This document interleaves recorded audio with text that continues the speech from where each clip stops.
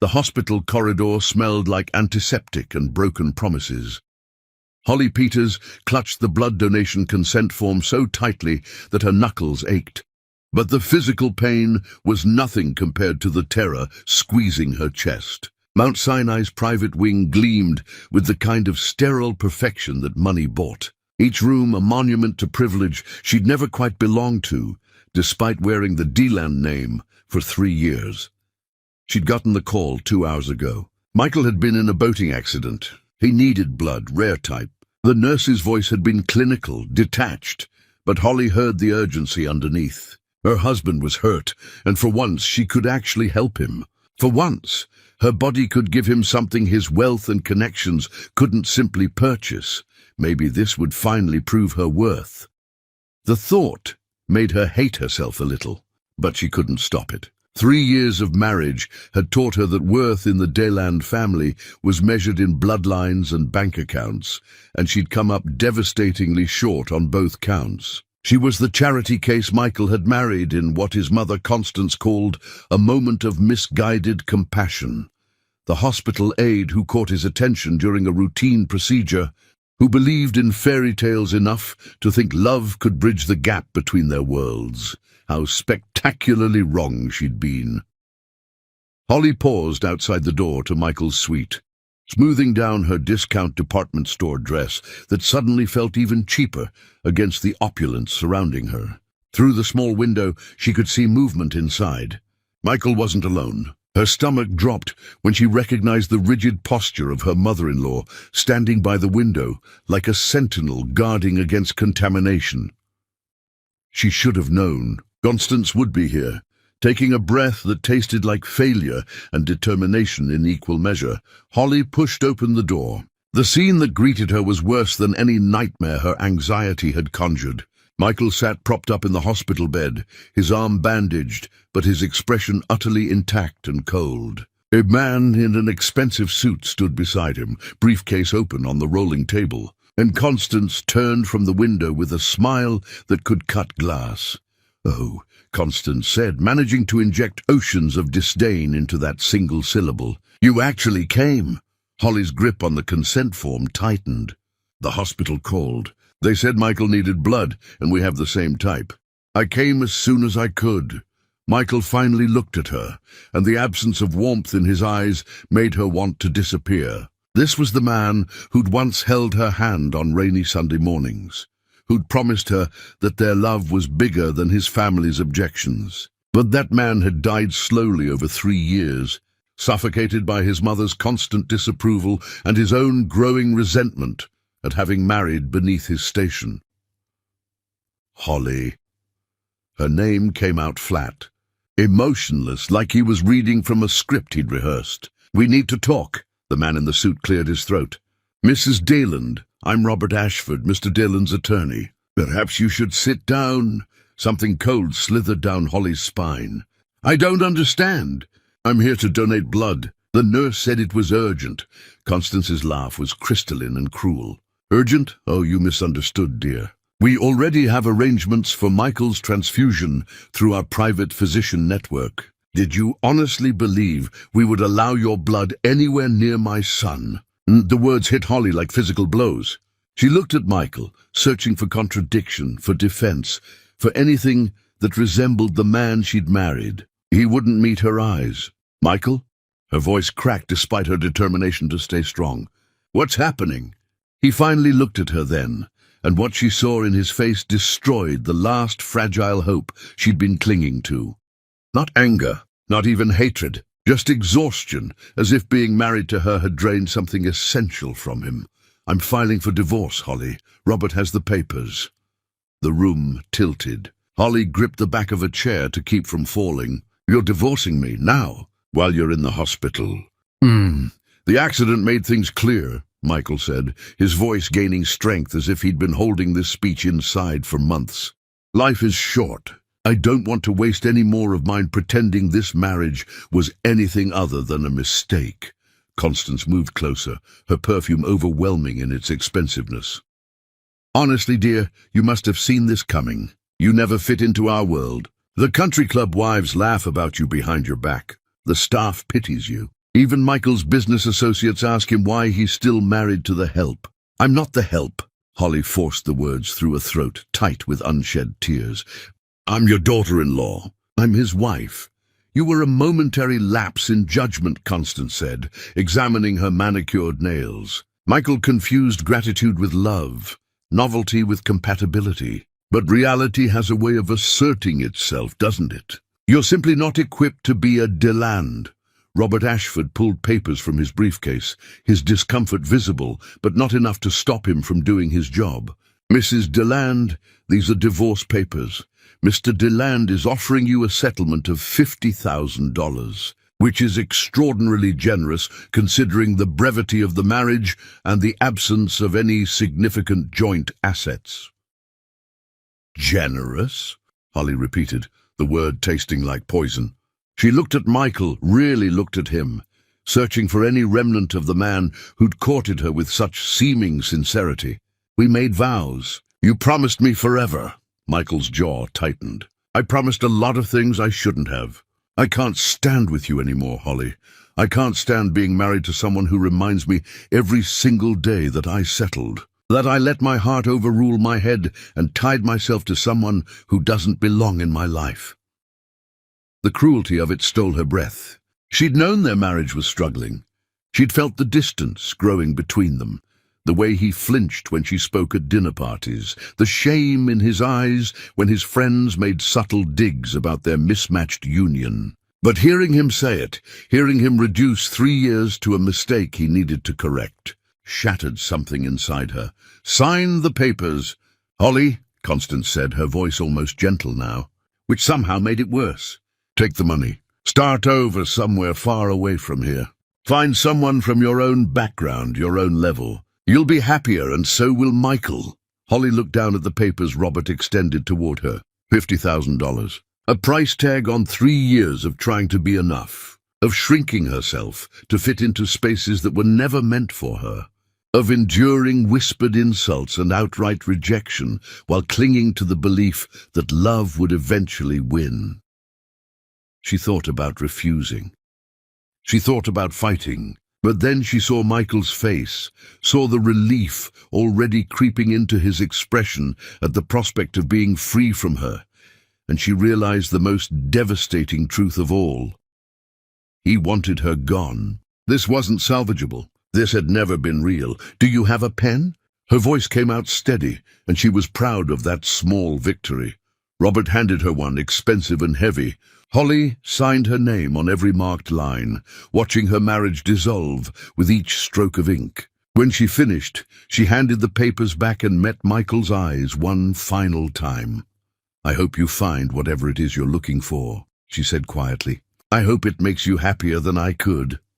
She turned and walked toward the door, her spine straight despite the devastation coursing through her. But as she reached for the handle, Constance's voice stopped her. "Oh, and Holly, do try not to embarrass yourself by telling people what happened. It reflects poorly on all of us." Holly left without responding, but tears finally spilled down her cheeks as she stumbled back into the sterile corridor. She made it to the elevator before the sobs came, before her body started shaking with the force of her grief. The elevator doors opened on the ground floor, and she walked blindly toward the exit, desperate to escape this place of humiliation and heartbreak. "Mrs. Deland?" A young woman in scrubs touched her arm gently.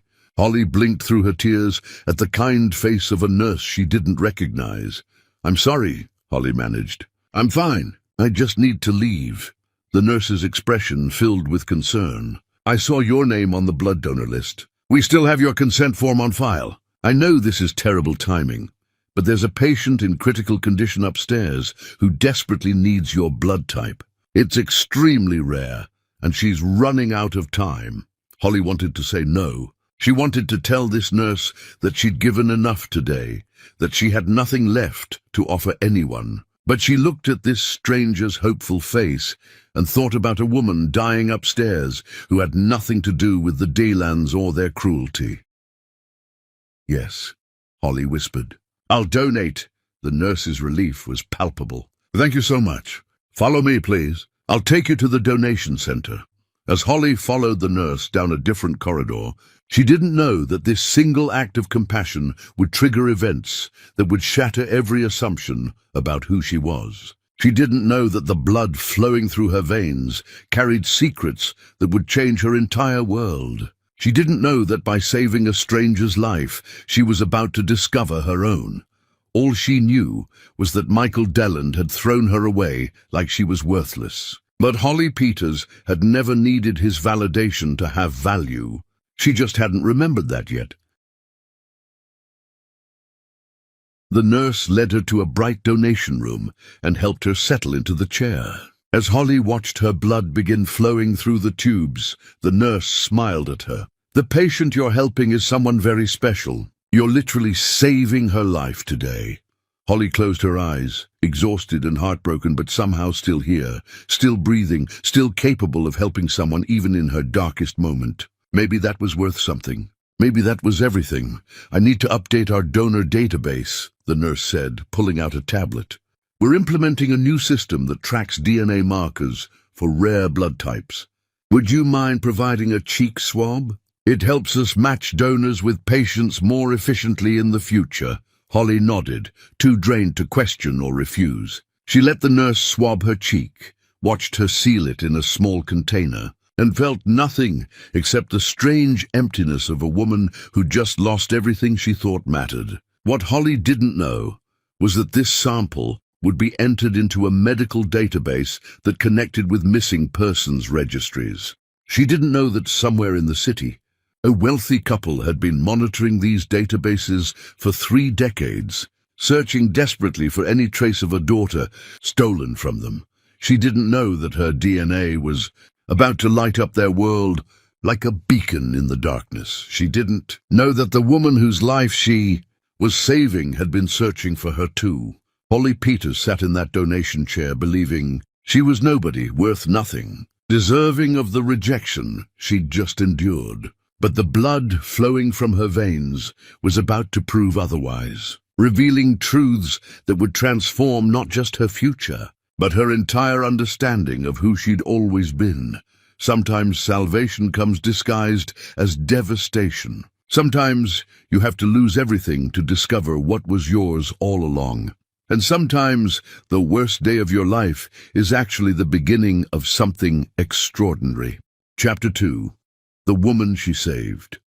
2 weeks felt like 2 lifetimes.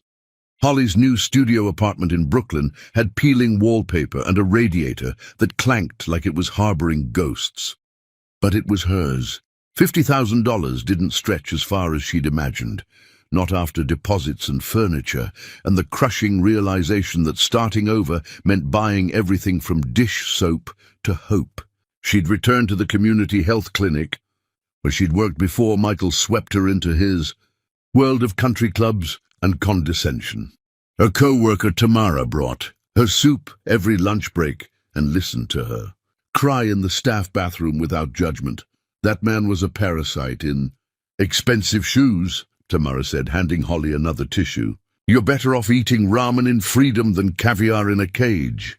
Holly wanted to believe her, but the shame burned hotter than grief. She'd failed at being a wife, failed at fitting into Michael's world, failed at the one thing society told her mattered. The whispers from the Dayland social circle had already started circulating. Poor Holly, such a tragedy. Did you hear she signed the papers without even fighting? Maybe she knew she didn't deserve him.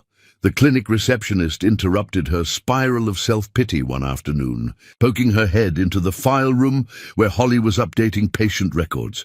"Someone's asking for you." "Says it's personal." Holly's stomach clenched. Michael wouldn't come here. Constance certainly wouldn't. She walked to the consultation room and froze when she saw the woman sitting there. Elegant didn't begin to describe her. She wore wealth the way other people wore skin, natural and effortless. Her jewelry was understated but clearly expensive, her posture perfect, her face both regal and warm.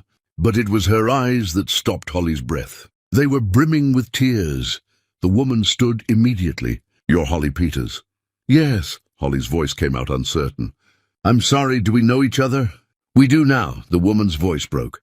"My name is Lydia Montgomery. 2 weeks ago, I was dying in Mount Sinai Hospital from complications after surgery. My blood type is so rare that they couldn't find a donor. The doctors told my husband to call our family to say goodbye. Holly's memory flashed to that terrible day, to the nurse asking her to donate after Michael had destroyed her. And then you walked in, Lydia continued, tears spilling down her perfect cheekbones.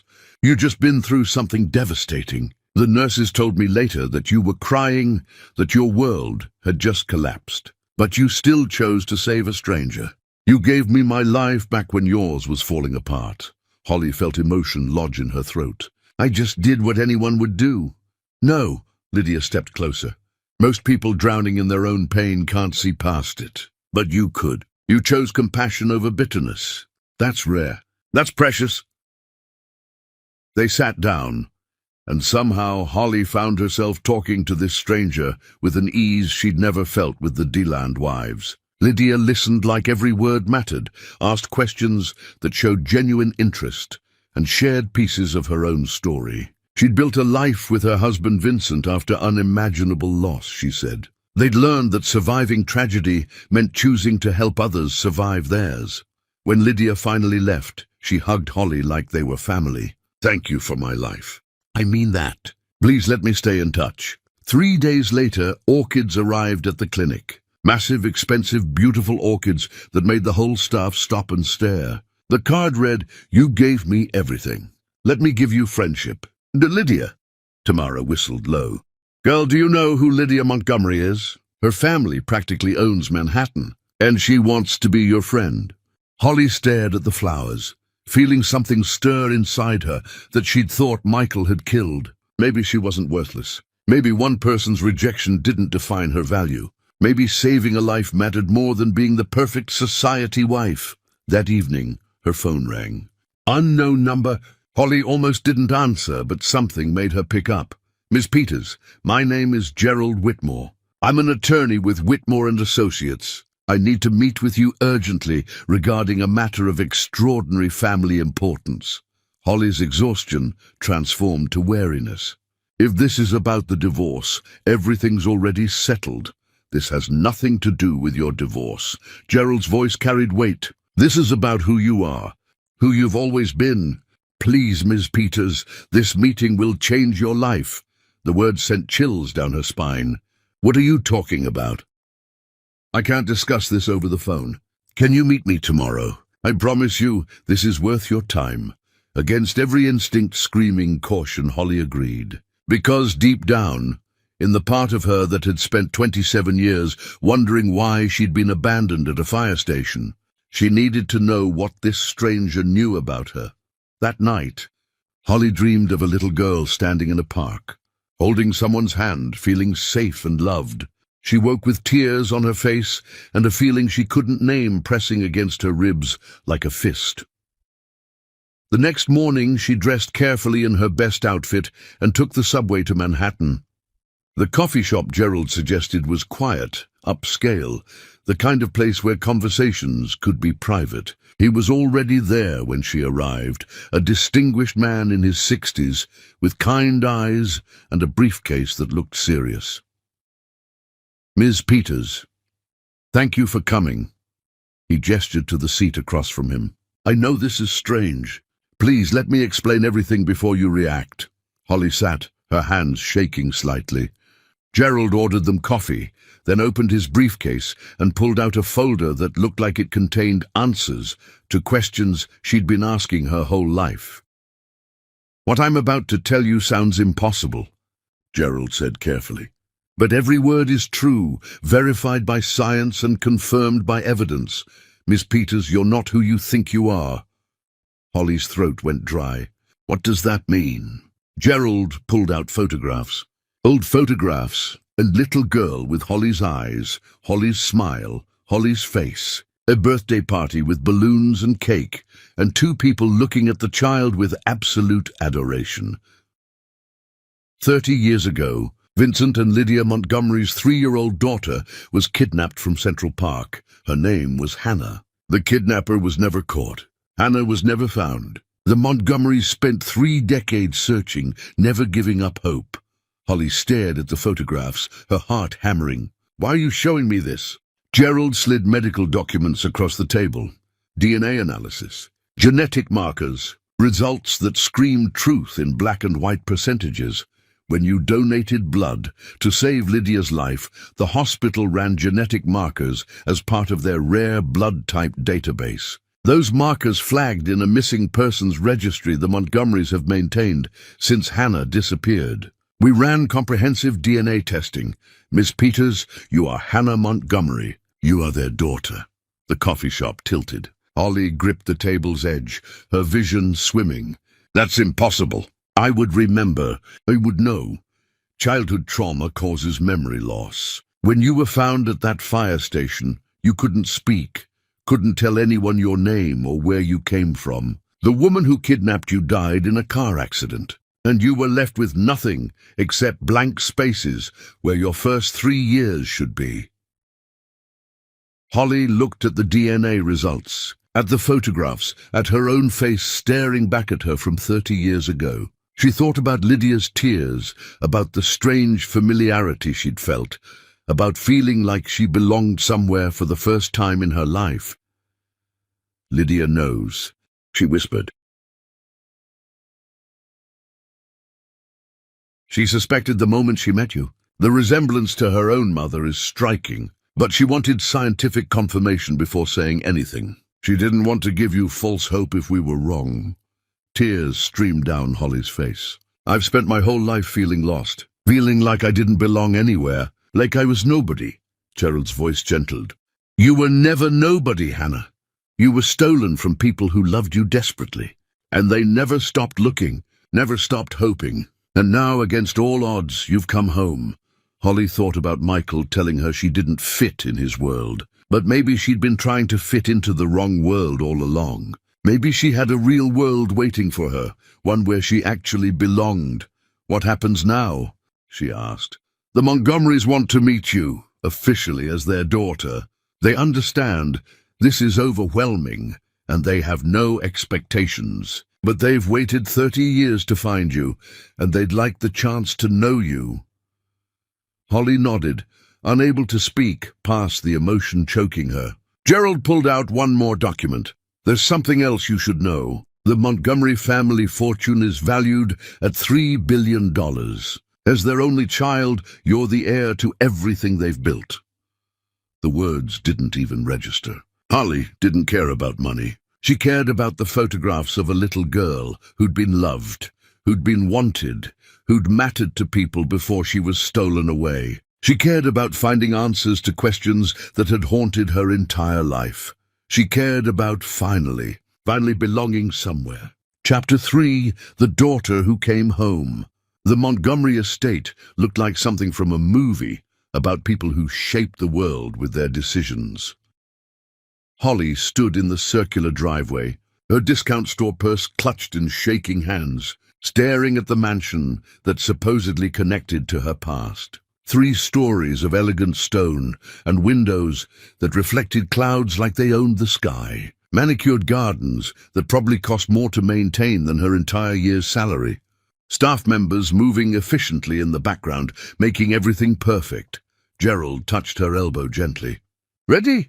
Holly wasn't. She'd never be ready for this. But she nodded anyway. The front door opened before they reached it, and there stood Vincent Montgomery. Distinguished, silver-haired, powerful in the way men who built empires were powerful. But his eyes were Holly's eyes, and when he saw her, his entire face crumbled. "Hannah," he breathed, and the name sounded like a prayer. Lydia appeared behind him, and the composure she'd shown at the clinic shattered. She rushed forward and wrapped her arms around Holly, sobbing into her shoulder. My baby girl. We never stopped looking. We never stopped loving you." Holly stood frozen, overwhelmed by their emotion, by the physical evidence of being wanted. Vincent joined the embrace, and for the first time in her life, Holly felt what it meant to be someone's entire world. They brought her inside to a sitting room that overlooked the gardens. Pictures covered every surface. Pictures of Holly as a toddler, laughing and playing and being adored. Video screens showed footage of her 3rd birthday party, of her taking her first steps. of moments she had no memory of, but that had clearly been treasured. "We've kept everything," Lydia said, her voice thick. "Your nursery is exactly as it was. Your toys, your clothes, your books, everything is still there waiting for you." Vincent pulled out photo albums, decades worth of documentation. "We hired investigators. We worked with police. We created foundations to help find other missing children. Every lead, every possibility, we followed them all." Holly touched the photographs, trying to find herself in this child who'd been so loved. "What happened? How was I taken?" The pain that crossed their faces was immediate and visceral. "Our nanny," Vincent said quietly. "Margaret. She'd been with us for a year. We trusted her completely. We didn't know she'd lost her own daughter in a custody battle and had experienced a complete psychological break." Lydia's hands trembled. "She took you to the park one afternoon.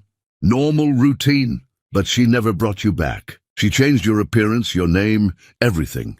Moved across the country with you. And then, 6 months later, she died in that car accident, leaving you alone at a fire station with no identification and no memory of us," Vincent finished, his voice breaking. "We searched for you for years before the trail went cold.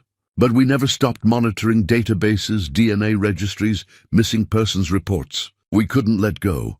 Holly felt tears sliding down her face. "I grew up in foster care. I moved between 8 different homes. I always felt like I didn't belong anywhere, like something was missing." "We were missing," Lydia said, taking Holly's hands. "You were missing. And now you're here, and I know this is overwhelming, but we want you to know something. You don't have to be anyone you're not. You don't have to suddenly feel like our daughter. We just want the chance to know you, whoever you are now." They talked for hours. Vincent told her about the business he'd built, partly as a distraction from grief, partly to create something meaningful from tragedy. Lydia showed her the foundation they'd started in Hannah's name, the hundreds of missing children they'd helped reunite with families. "We turned our pain into purpose," Lydia explained. "We couldn't save you, so we saved everyone we could." As evening fell, Lydia walked Holly through the house. She opened a door on the 2nd floor, and Holly stepped into a room preserved in time. A nursery decorated in soft yellows and greens, filled with toys and books and love. A rocking chair by the window, where someone had spent hours holding a child. A mobile hanging over a crib, stars and moons turning slowly in the air current. "This was your room," Lydia whispered. "I used to rock you to sleep every night. You loved when I sang to you." Holly touched the crib railing, and something flickered in her memory. Not visual, not clear, but emotional. A feeling of safety, of being held, of being cherished. She'd spent her whole life chasing that feeling without knowing what it was or where it came from. "Stay with us," Vincent said from the doorway. "Please, we have guest suites, or we can set up this room however you'd like. But stay. Let us have time with you." Holly thought about her cramped Brooklyn apartment, about going back to a life that suddenly felt like a costume she'd been wearing. She thought about Michael throwing her away, about Constance telling her she didn't belong. But here, in this room, where she'd been loved before she could remember, Holly felt something settle inside her. "Okay," she whispered. "I'll stay." The next few weeks transformed Holly's entire understanding of reality. She moved into a guest suite that was bigger than any apartment she'd lived in. She met extended Montgomery family members who welcomed her with tears and celebration. Aunts and uncles and cousins who'd mourned her loss and now rejoiced in her return. Vincent and Lydia gave her space but also presence, letting her adjust at her own pace. They asked about her life, her struggles, her dreams. They listened without judgment when she told them about Michael and the divorce, about feeling worthless and rejected. "That man is an idiot," Vincent said firmly. "He had something precious and couldn't recognize its value. That's his failure, not yours." Lydia held her while she cried about all the years she'd spent feeling unwanted. "You were wanted every single day. We wanted you. We loved you. We searched for you. That never stopped." Holly learned about the family business, about properties and investments and philanthropic work. Vincent insisted she take a position in the company, not as decoration, but as genuine partnership. "You're brilliant, Hannah. We've seen your work ethic, your compassion, your intelligence. You built yourself from nothing because you had to. Imagine what you can build with resources and support." Holly started attending board meetings, learning strategy and operations. She discovered she had aptitude for seeing patterns, for identifying problems, for solving complex situations with creative solutions. But more than that, she discovered the Montgomerys had values. They didn't exploit people. They treated employees well. They refused partnerships with companies that had ethical violations.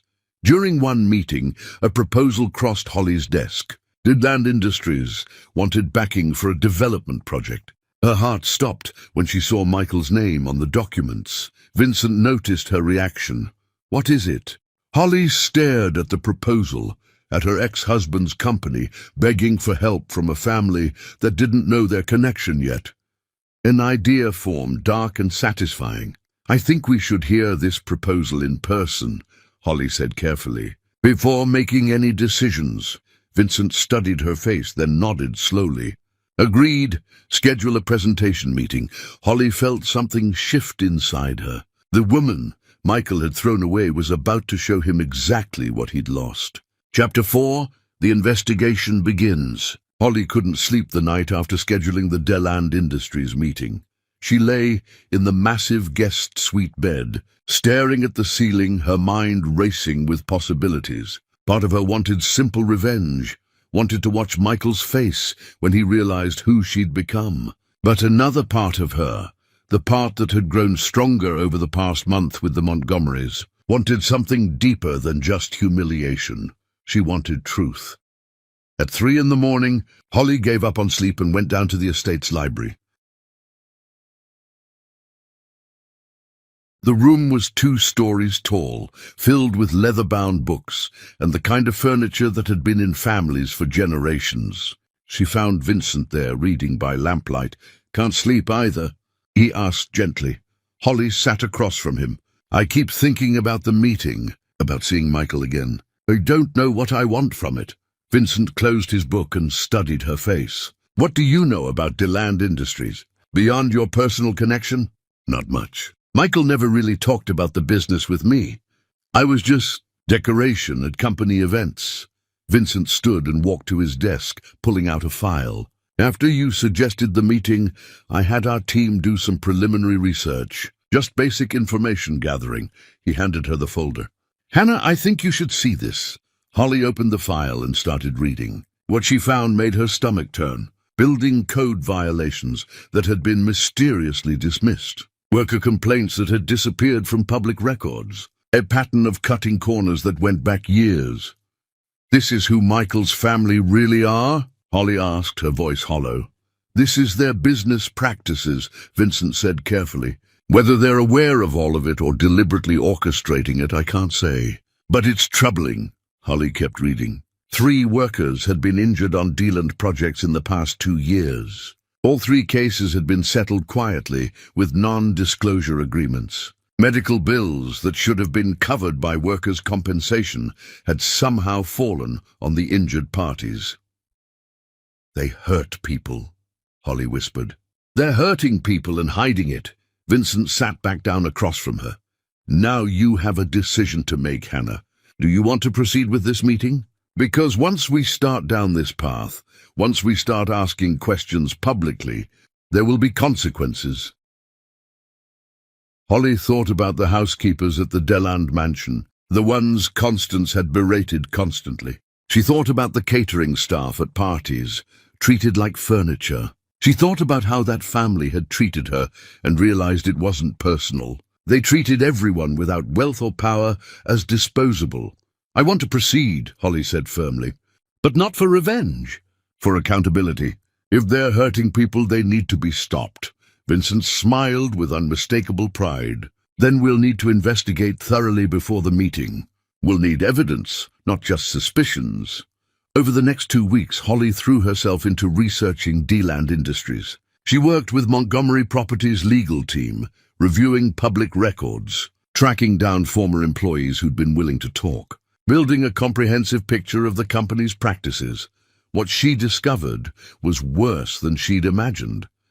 Deland Industries had been systematically underpaying workers, often finding technicalities to avoid paying final wages. They'd used substandard materials on multiple projects, materials that met minimum legal requirements but were known in the industry to deteriorate faster. They'd falsified safety inspection reports, bribing inspectors to overlook violations. And through it all, Michael had signed off on everything. His signature was on the contracts, on the payment authorizations, on the inspection reports. He'd known. He'd always known. Holly sat in the Montgomery Properties conference room one afternoon, surrounded by documents, when Lydia found her. "You've been working yourself to exhaustion," Lydia said gently. "Come take a break." Holly looked up with eyes red from reading. "Did you know that workers on Deland projects are injured at 3 times the rate of industry average? 3 times, and nobody's done anything about it because the Delands make the problems disappear with money and connections." Lydia sat beside her. "This is affecting you deeply."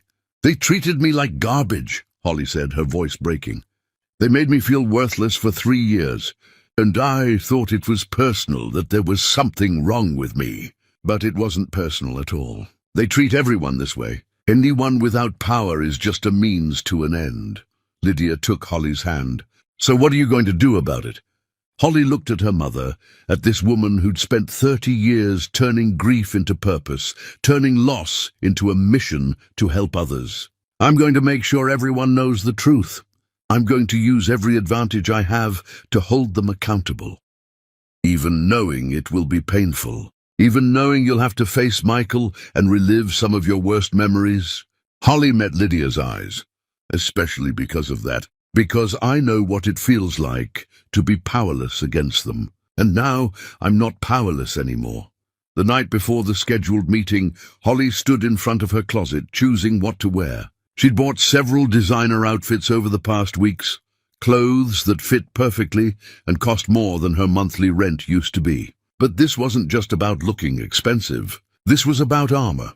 She chose a slate grey suit from an Italian designer, paired with a silk blouse the color of deep water. Simple, elegant, powerful. She practiced her expressions in the mirror, finding the perfect balance between polite professionalism and absolute confidence. Her phone buzzed. Tamara was video calling. "Show me the outfit," Tamara demanded immediately. Holly stepped back so Tamara could see the full effect. "Girl, you'd look like you could buy and sell his entire company before breakfast," Tamara said, with satisfaction. "He's going to die when he sees you." "That's not the goal," Holly said, but she couldn't help smiling. "Maybe not, but it's going to be a glorious side effect." Tamara's expression grew serious. "Are you ready for this?" "Really ready?" Holly thought about the question. "I don't know if anyone can be ready to face the person who made them feel worthless. But I'm not that person anymore. I'm not going into that room as Holly Peters, who needed his approval. I'm going as Hannah Montgomery, who knows exactly what she's worth." "Damn right you are," Tamara said fiercely. "And if he even breathes wrong in your direction, you have my full permission to destroy him." After they hung up, Holly lay in bed, staring at the ceiling again. Tomorrow, Michael would walk into that boardroom expecting a routine business presentation.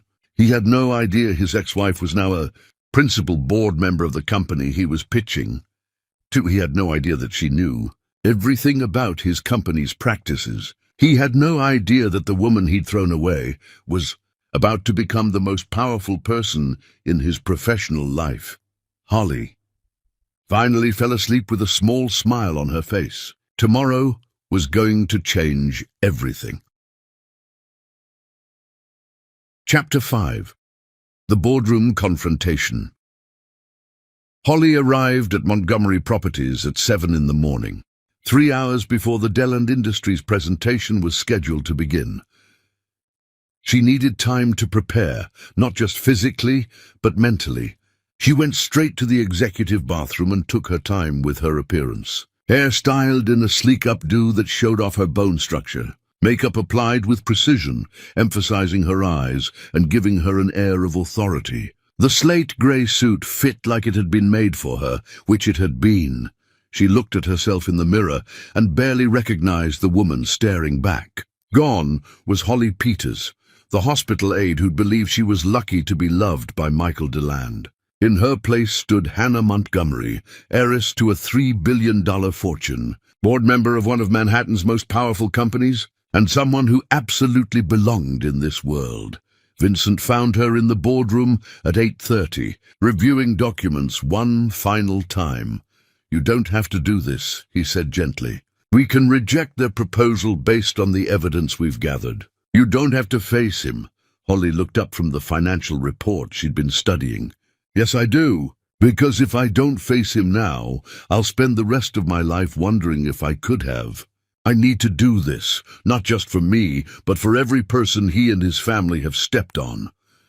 "Then I'll be right beside you," Vincent promised. "He won't intimidate you. He won't make you feel small. And if he tries, he'll answer to me." At 9:15, the other board members began arriving. They knew about Holly's connection to DeLand Industries. Vincent had briefed them, but they'd agreed to let Holly handle the meeting as she saw fit. They were there to support her and to evaluate the proposal objectively, but this was her moment. Holly positioned herself at the far end of the conference table. Not at the head, that was Vincent's seat, but in a position where she'd be the last person Michael would see when he entered. She wanted that moment of recognition, that instant when his comfortable world shattered. At 9:55, the receptionist called. "The DeLand Industries team is here. Send them in," Vincent said calmly.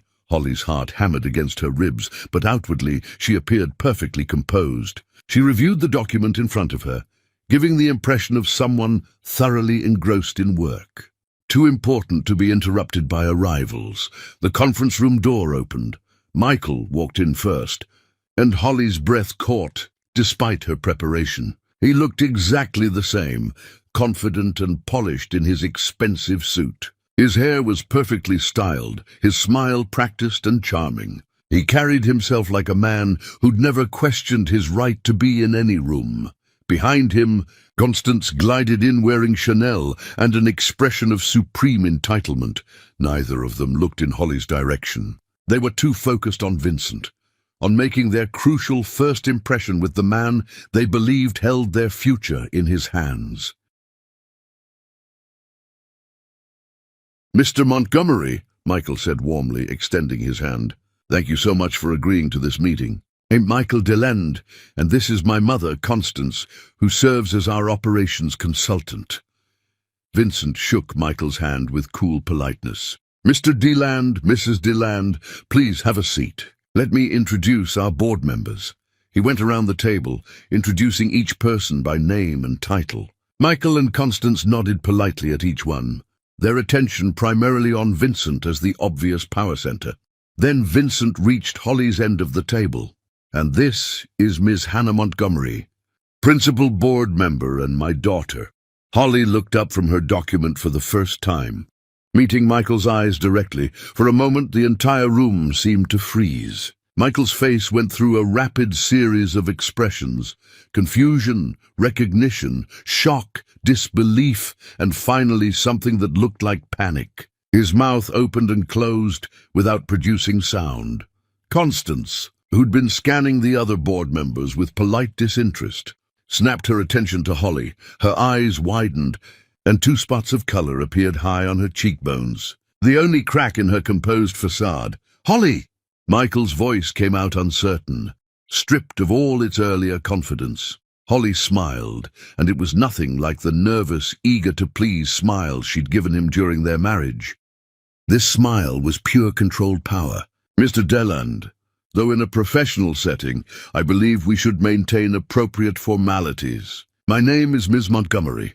She watched him struggle to process the information. Holly Peters, his ex-wife, the woman from nothing, the charity case, was sitting at the end of this conference table, looking like she owned the building, which Holly realized with dark satisfaction she technically partially did.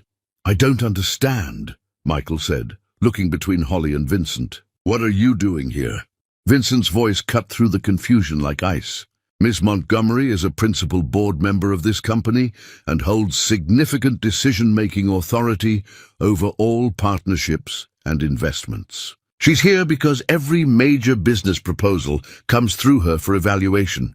Now, shall we begin your presentation? I believe we've scheduled an hour for you to make your case. Michael looked like he'd been physically struck. Constance had gone pale beneath her expertly applied makeup, her mind clearly racing through the implications of this revelation. Perhaps we should reschedule, Constance said quickly. It seems there might be a conflict of interest given your history with our family.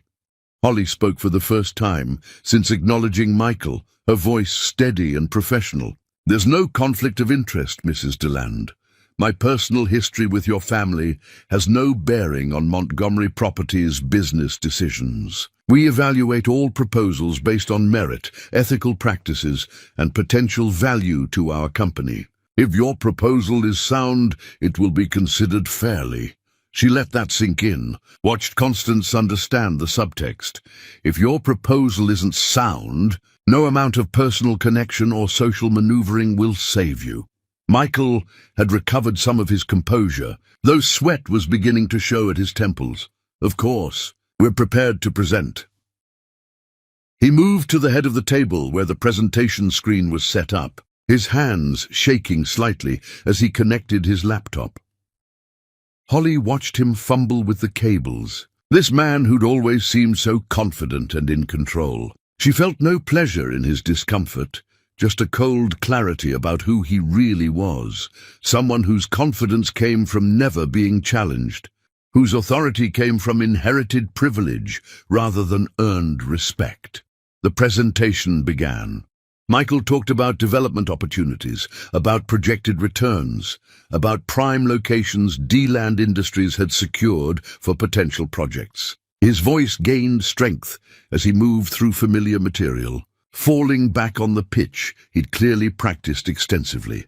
Holly let him talk for 10 minutes before asking her first question. Mr. Deland, can you speak to your company's safety record on previous projects? Michael's rhythm faltered. We maintain all required safety standards and comply with relevant regulations. That's not what I asked, Holly said calmly. I asked about your safety record. Specifically, how does your injury rate compare to industry averages? The room had gone very quiet. The other board members were watching with sharp interest, and Vincent was observing Michael with an expression that revealed nothing. Michael glanced at his mother, who gave an almost imperceptible shake of her head. I don't have those specific statistics with me today, but I can provide them after the meeting. Holly pulled a document from her folder and slid it across the table. That won't be necessary. We've already obtained that information through public records requests. Your company's worker injury rate is 300% higher than industry average. 300%. Would you care to explain why? The color drained from Michael's face. Constance stood up abruptly. This is clearly a personal attack, Constance said, her voice sharp. You're using your position to retaliate against my son for a failed marriage. This is unethical and unprofessional. Holly didn't raise her voice, didn't show any emotion. Mrs. Dillon, please sit down. This is a business meeting, and these are legitimate questions about your company's practices. If you can't answer questions about worker safety, perhaps you're not prepared for this presentation. Vincent spoke up, his voice carrying absolute authority. Miss Montgomery is asking questions any responsible investor would ask. The fact that these questions make you uncomfortable suggests they're exactly the questions that need to be asked.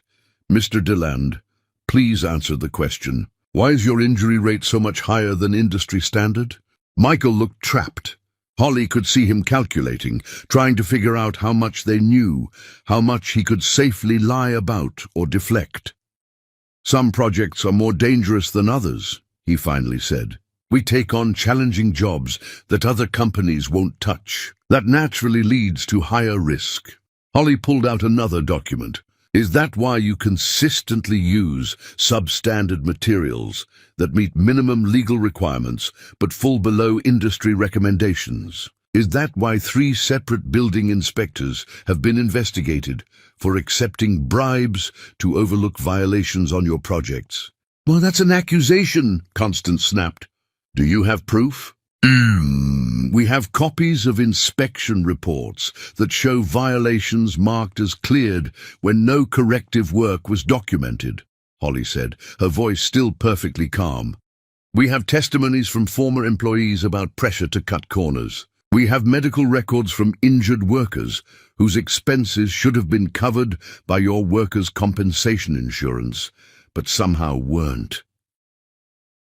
She watched the last of Michael's composure crumble. He wasn't looking at her anymore, couldn't meet her eyes. This presentation is over, Constance said, gathering her bag.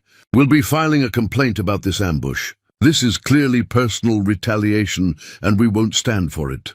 By all means, file your complaint, Vincent said coolly. But I should inform you that Montgomery Properties will be issuing a public statement declining your partnership proposal and citing concerns about ethical business practices. We'll also be forwarding the information we've gathered to appropriate regulatory agencies for investigation. Michael finally found his voice, and it came out desperate. Holly, please, can we talk privately? This doesn't have to go this way. Holly stood up, and every eye in the room turned to her. She was calm, composed, absolutely in control. Mr. Deland, my name is Hannah Montgomery. Holly Peters no longer exists. That woman was someone you created, someone small and grateful and desperate for your approval. I'm not her anymore. And this isn't personal, despite what your mother believes. This is about holding powerful people accountable when they abuse that power. This is about justice for workers who were injured because your company prioritized profit over safety. This is about doing the right thing, something you might consider trying sometime. She gathered her documents and looked directly at Michael for the last time. You told me in the hospital that you couldn't stand with me anymore, that I reminded you every day that you'd settled. But the truth is, Michael, I was never the one who settled. You were. You had someone genuine and kind and loyal, and you threw her away because she didn't come with the right pedigree. Now you're seeing what you actually lost. Not a subordinate who made you feel superior, but an equal who could have made you better. She walked toward the door, then paused and looked back. I hope you learn something from this. I hope you become someone who values people over profit. But whether you do or don't, you'll do it without destroying anyone else in the process. Because I'm going to make sure of that. Holly left the boardroom without looking back. She made it to her office and closed the door before her hands started shaking. She'd done it. She'd faced him, confronted him, held him accountable without losing her composure or her dignity. There was a soft knock on her door. Vincent came in, and the pride in his eyes made Holly's throat tight with emotion. You were magnificent, he said simply. Professional, composed, powerful. That was not revenge. That was justice. Holly sank into her chair, the adrenaline finally catching up with her. He looked so small. I spent 3 years terrified of disappointing him, of not being enough for him. And today I looked at him and just saw a man who chose profit over people, comfort over character. He was never worth what I put myself through. No, he wasn't, Vincent agreed. But now you know that. Now you'll never question your worth again. Holly thought about Michael's face when he recognized her, about Constance's fury, about the power of speaking truth without apology. She'd been terrified of this confrontation, convinced it would destroy her. Instead, it had freed her completely. Chapter 6, The Aftermath. The press release went out the next morning.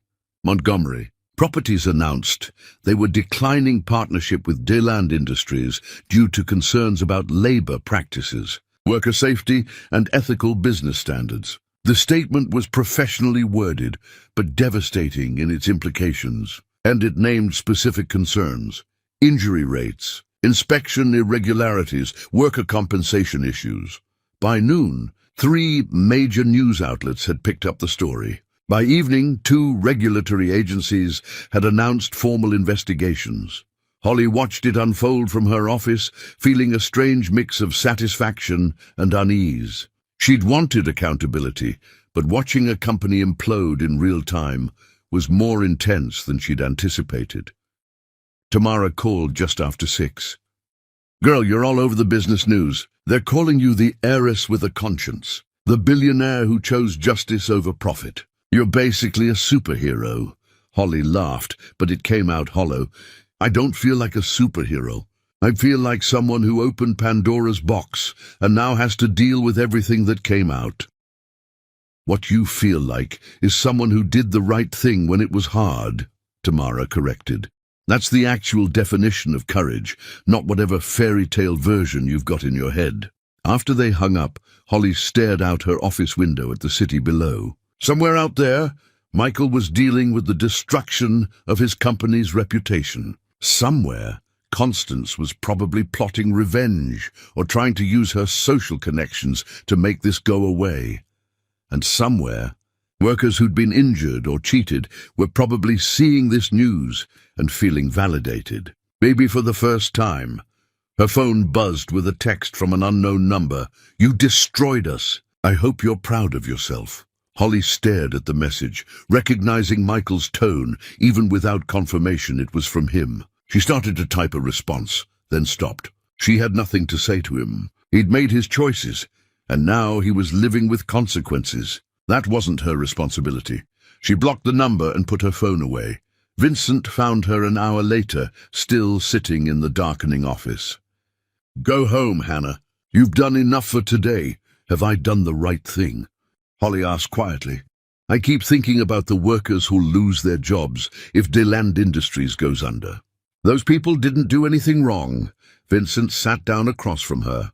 "Those workers would have continued being exploited and endangered if nothing changed. Sometimes destroying something broken is the only way to protect people from it. And for what it's worth, I've already been contacted by 3 construction companies interested in hiring experienced workers if Deland Industries downsizes. The good people will land on their feet." Holly nodded, wanting to believe that.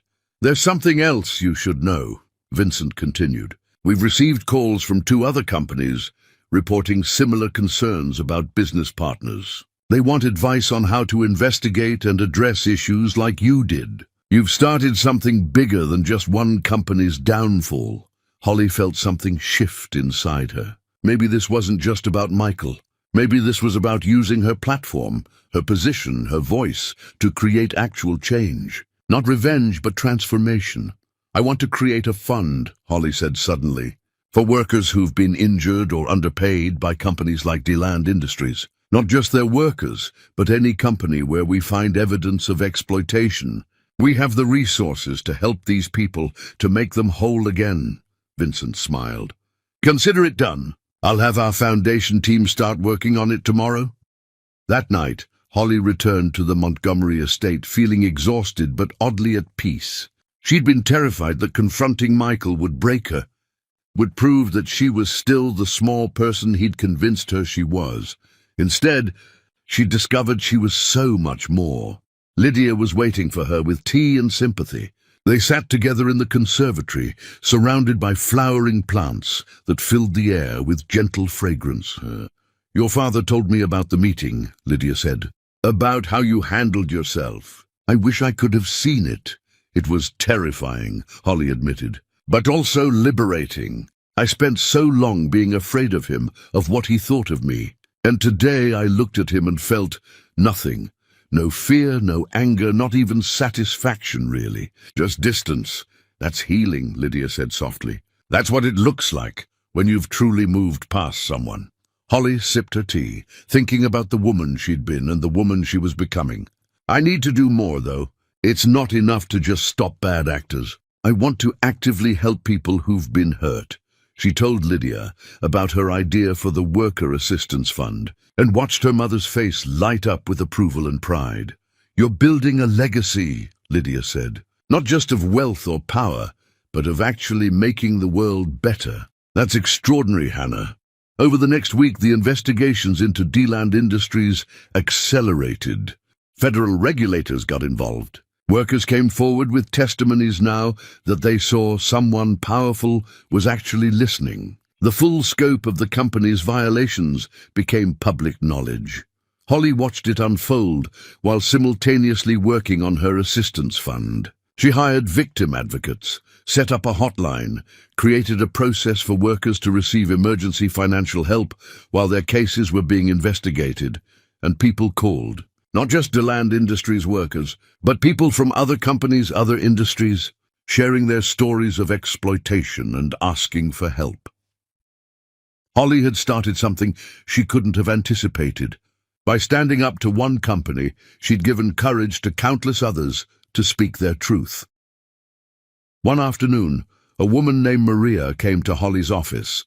She'd been injured on a Deland construction site, suffered a back injury that required surgery, and then been pressured to sign away her right to workers' compensation in exchange for a small settlement that hadn't even covered her medical bills.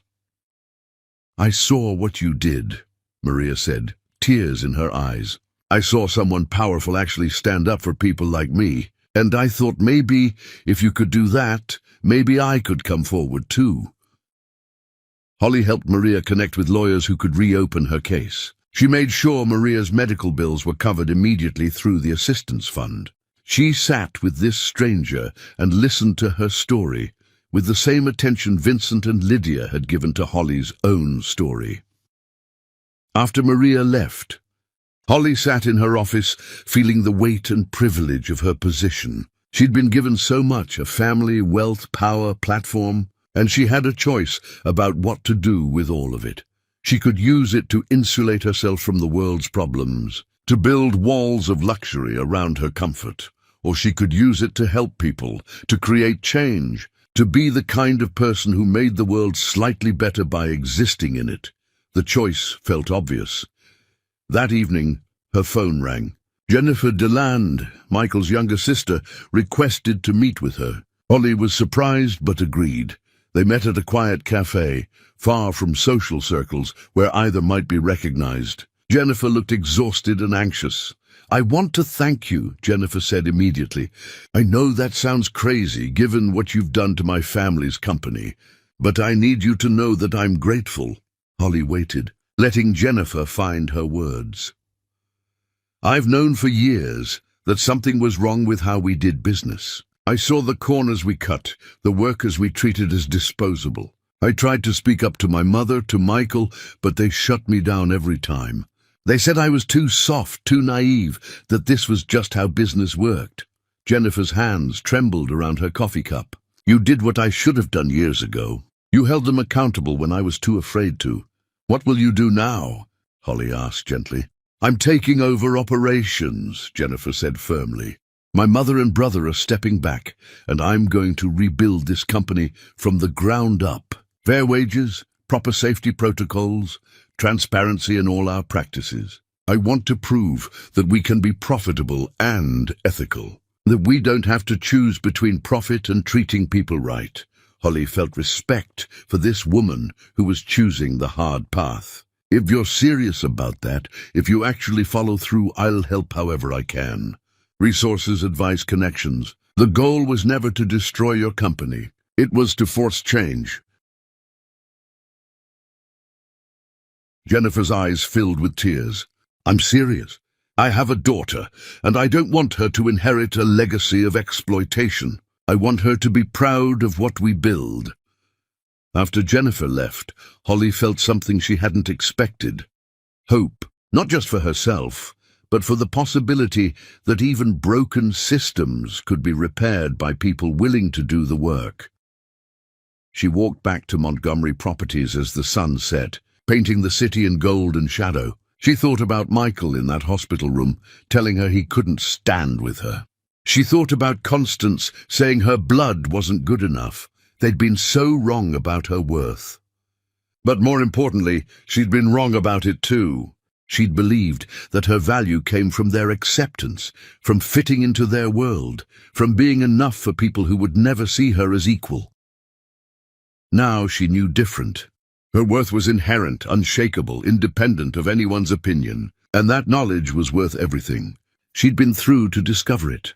Holly Peters had died in that hospital room when she signed the divorce papers. Hannah Montgomery had been born the moment she chose to save a stranger's life despite her own devastation, and the woman she was becoming would spend the rest of her life making sure other people discovered their worth without having to suffer the way she'd suffered to learn it.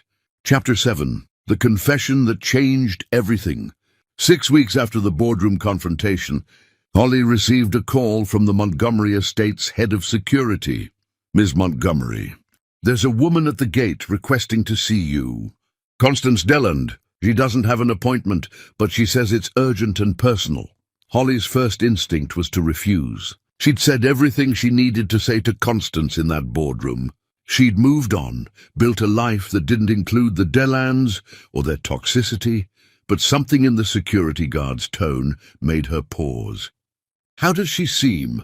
"Honestly, broken. I've been doing security for 20 years, and I know when someone's putting on an act. This woman looks like she's been through hell." Holly considered. She could turn Constance away, maintain her boundaries, keep her life free of the people who tormented her.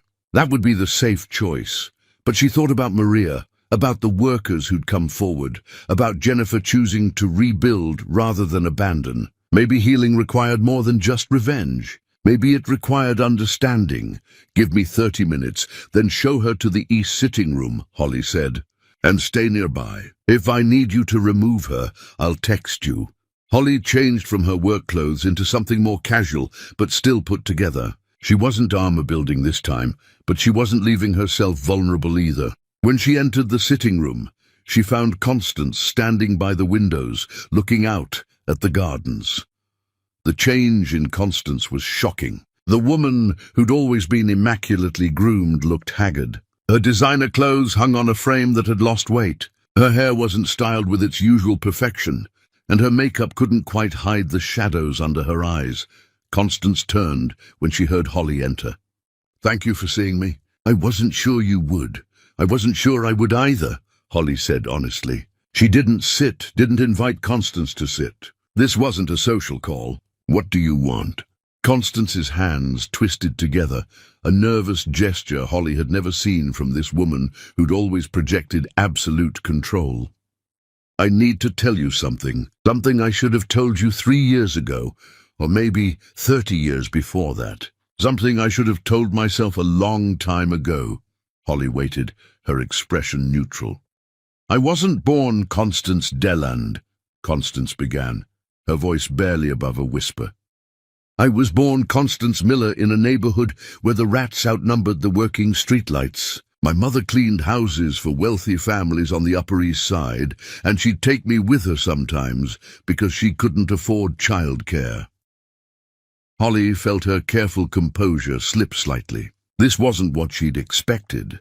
"I was 8 years old the first time I stood in a mansion like this one," Constance continued, still not meeting Holly's eyes. "The family was away, and my mother was doing a deep clean. I wandered into the daughter's room, and she had more toys than I'd ever seen. More clothes, more books, more everything. And I stood there in my second-hand shoes that didn't fit right, and I made myself a promise." Constance finally turned to face Holly directly. "I promised myself that someday I'd live in a house like that I'd wear clothes like that I'd belong in that world no matter what it took. And I kept that promise. I studied harder than anyone else at my public school. I got a scholarship to college. I'd learned how to talk, how to dress, how to erase every trace of where I came from. And when I met Michael's father at a charity gala where I was working as a coat check girl, I saw my opportunity, and I took it." Holly sat down now, drawn in despite herself. "Why are you telling me this?" Because the first time Michael brought you home, the first time I saw you standing in my foyer in your discount store dress with your uncertain smile, I didn't see you," Constance said, and now her voice was breaking. "I saw 8-year-old Constance Miller. I saw the girl I'd spent 40 years trying to bury and forget. I saw everything I'd escaped from, everything I was terrified of becoming again. Tears were streaming down Constance's face now, mascara leaving dark trails on her cheeks. And instead of having compassion, instead of seeing you as someone who deserved kindness and support, I panicked. I saw you as a threat to everything I'd built. Every time you struggled with which fork to use, every time you didn't know the right thing to say at a party, every time you looked uncertain, I saw my own past. I saw the possibility that someone might look at you and realize I'd come from the same place. Holly's throat was tight. So you destroyed me to protect yourself? Yes, Constance whispered. I was cruel to you because I was terrified. I turned my son against you because I couldn't face my own history. I made you feel worthless because I still, deep down, felt worthless myself. And I've spent every day since you left knowing I destroyed something real and good because of my own cowardice. She moved closer to Holly, then stopped, as if afraid she didn't have the right to approach.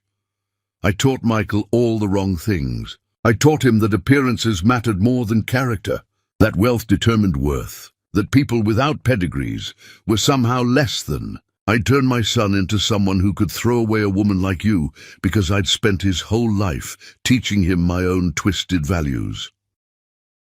Constance sat down heavily, as if her legs wouldn't hold her anymore.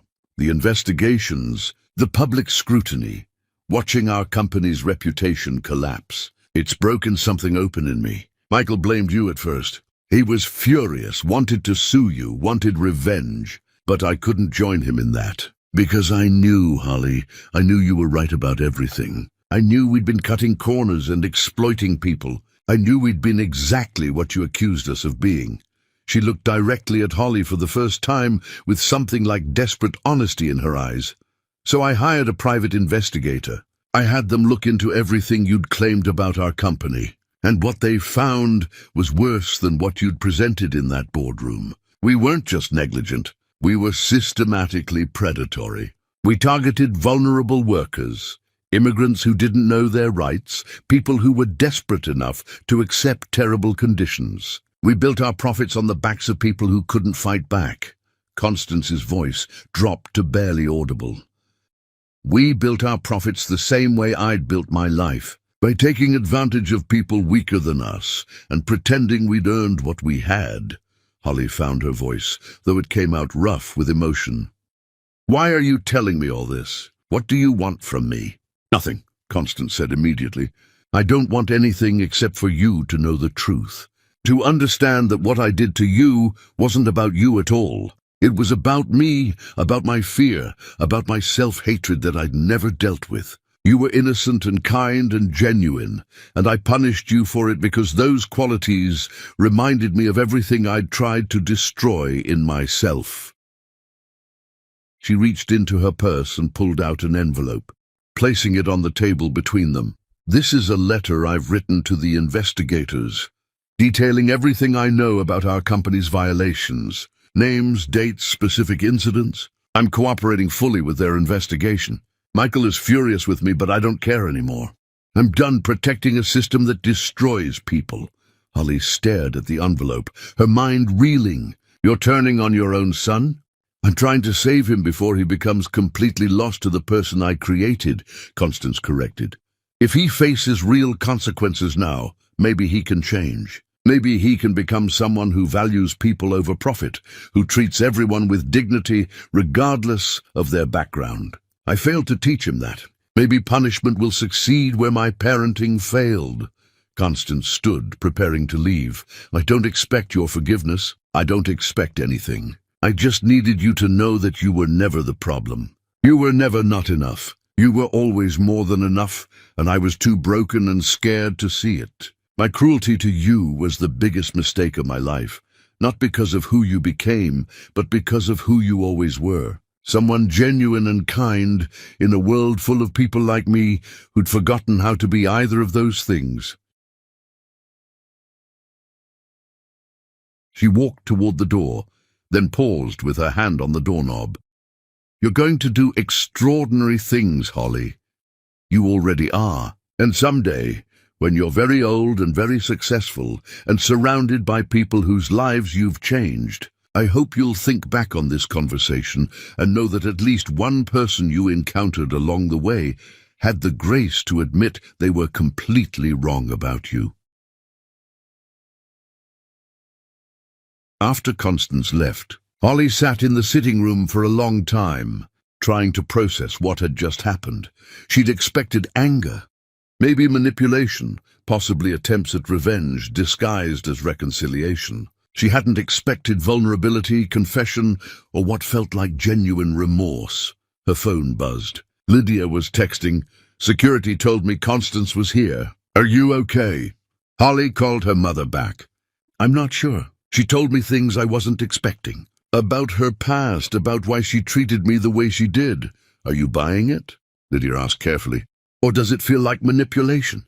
Holly thought about Constance's face, about the way her hands had trembled, about the mascara tracks on her cheeks. "I think it's real. I think she's been broken by everything that's happened. But more than that, I think she's been broken by having to face who she really is underneath all the armor she built." She told Lydia about Constance's childhood, about the promise she'd made, about the life she'd constructed to escape poverty and shame. "That doesn't excuse what she did to you," Lydia said firmly. "Understanding someone's pain doesn't mean accepting their abuse." "I know," Holly agreed, "but it does help me understand. She wasn't rejecting me because I wasn't good enough. She was rejecting the parts of herself she'd never accepted. I was just collateral damage in her war with her own history." That evening, Holly walked through the estate gardens, thinking about everything Constance had said. She thought about the young Constance Miller, standing in someone else's mansion, making promises about who she'd become. She thought about the desperation it must have taken to completely reinvent herself, to bury her origins so completely that even her own son didn't know the truth.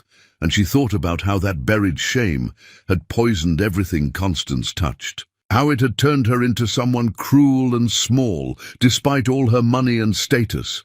Holly realized something important.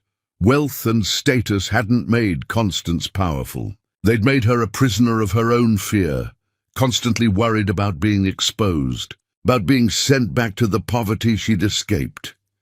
Real power, Holly understood now, came from accepting yourself completely, from knowing your worth regardless of circumstances, from being able to stand in any room and feel like you belonged because you belonged to yourself. That was something Constance had never learned. Maybe it was something she still had time to learn, but that wasn't Holly's responsibility. Holly pulled out her phone and texted Jennifer DeLand. "Your mother came to see me today. I think she needs help, real help. Therapy, support, someone to talk to who isn't entangled in family dynamics. If you want recommendations, I can provide them." Jennifer's response came quickly. "Thank you. She's been different since everything fell apart. Quieter, more honest. It's scary but also kind of hopeful. I'll talk to her about therapy." Holly looked up at the mansion, at the windows glowing with warm light, at the home where she'd been loved as a child and loved again as an adult. She thought about all the houses Constance's mother had cleaned, about young Constance promising herself she'd own a place like this someday. And Holly realized the saddest truth.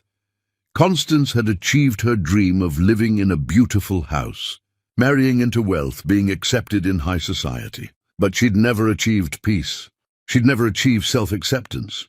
She'd gotten everything she wanted and discovered it wasn't enough to heal what was broken inside her.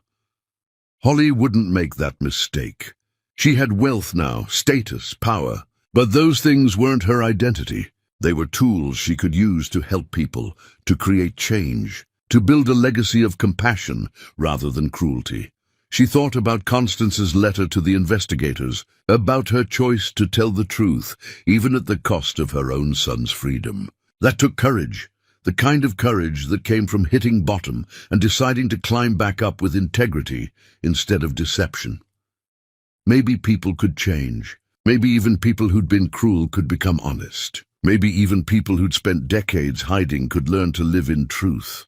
Holly hoped so. Not for Constance's sake specifically, but for the sake of believing that growth was always possible, that no one was beyond redemption if they were willing to do the hard work.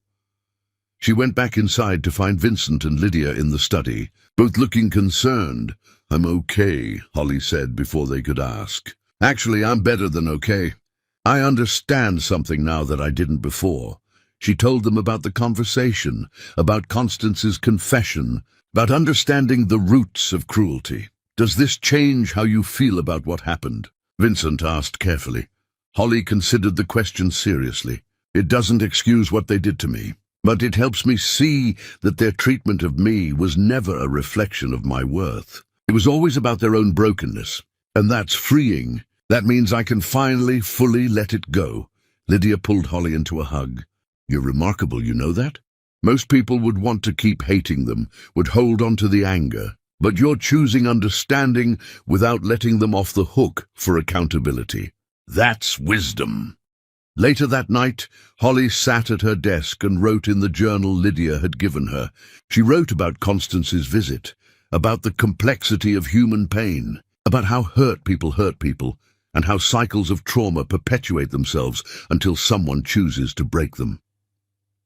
She wrote, "I forgive Constance, not because she deserves it, but because I deserve peace. I forgive Michael for being who his mother taught him to be. I forgive them both for not seeing my worth. And most importantly, I forgive myself for believing them when they said I wasn't enough."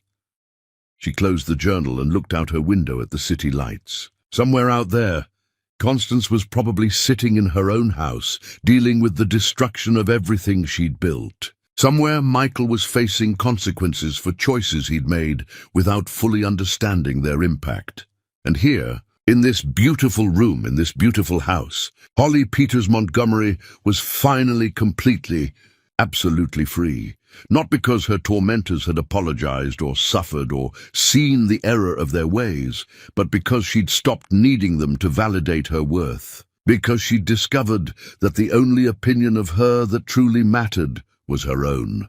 And in her own eyes, finally, she was enough. She'd always been enough. She always would be. Chapter 8. The Trial. 4 months after the boardroom confrontation, Holly received a call from prosecutor Patricia Huang. "Ms. Montgomery, we're ready to move forward with criminal charges against Michael DeLand and several key executives at DeLand Industries. I'm calling to ask if you'd be willing to testify about what you observed during your marriage regarding company practices." Holly had known this call was coming. The investigation she'd triggered had uncovered extensive fraud, safety violations, and systematic exploitation of workers. Criminal charges had been inevitable. "What would testifying involve?" Holly asked. "You'd be questioned about conversations you overheard, documents you may have seen, any direct knowledge you have about deliberate corner-cutting or safety violations. Your testimony isn't essential to the case. We have other evidence, but it would strengthen our ability to prove that leadership knew about these practices and chose to ignore them." Holly thought about Maria and the other workers who'd come forward. She thought about the construction worker who still walked with a limp. She thought about the single mother who'd lost everything. "I'll testify," Holly said. "But I want to be clear. This isn't about revenge against my ex-husband. This is about accountability for harm done to vulnerable workers." Patricia's voice was approving. "That's exactly the right perspective. We'll be in touch about preparation and scheduling." 2 weeks later, Holly sat in Patricia's office reviewing her testimony. The prosecutor walked her through the questions she'd be asked, the likely defense strategies, and how to stay focused on facts rather than emotion. "Michael's defense will try to paint you as a vindictive ex-wife out for revenge," Patricia warned. "They'll try to make this about your marriage instead of about the actual crimes. You need to stay calm and redirect to the facts." Holly practiced her responses, learning to speak clearly and factually about what she'd witnessed. She'd heard Michael and Constance discussing ways to delay payment to contractors. She'd seen documents showing safety equipment purchases that were never delivered. She'd witnessed conversations about finding flexible building inspectors. At the time, she'd been too focused on trying to fit into their world to understand what she was witnessing. Now, with distance and perspective, she could see it clearly. Systematic fraud designed to maximize profit at the expense of worker safety. The trial began on a grey morning in November. Holly arrived at the courthouse with Vincent and Lydia flanking her, a show of family support that the assembled media didn't miss. Cameras flashed as she climbed the courthouse steps. Inside, the courtroom was packed. Workers who'd been injured sat in the gallery, along with journalists, activists, and curious onlookers drawn by the story of the billionaire heiress testifying against her ex-husband. Michael sat at the defense table looking nothing like the confident man who'd walked into that boardroom presentation. He was thinner, his expensive suit hanging loose on his frame. When Holly entered, he looked up and their eyes met for a brief moment.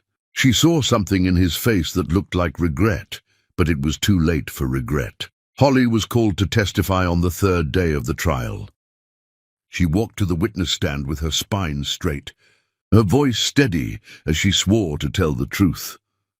Patricia led her through the preliminary questions, establishing her identity and relationship to the defendant. Then they moved into the substance of her testimony. Miss Montgomery, during your marriage to the defendant, did you ever hear conversations about construction safety? Holly kept her eyes on Patricia, not looking at Michael. Yes, I heard Michael and his mother discussing safety equipment requirements on several occasions. They talked about finding the minimum acceptable grade of equipment rather than industry standard quality. Can you describe a specific conversation you remember? Holly thought back. In the spring before our divorce, I overheard Michael on the phone in his home office. He was talking to someone about harnesses for workers on a high-rise project. He said, and I remember this exactly, we don't need the premium grade. Find something that meets code but costs half as much. Nobody checks this stuff anyway. A murmur went through the courtroom. Michael's lawyer, Bernard Whitfield, was already on his feet. Objection. Your Honor, this is hearsay. Ms. Montgomery is testifying about a phone conversation she only heard one side of. The judge considered. I'll allow it as testimony about what the witness heard directly from the defendant, though the jury should consider the limitations of hearing only one side of the conversation. Proceed. Patricia continued. Did you ever see documents related to safety inspections? Yes.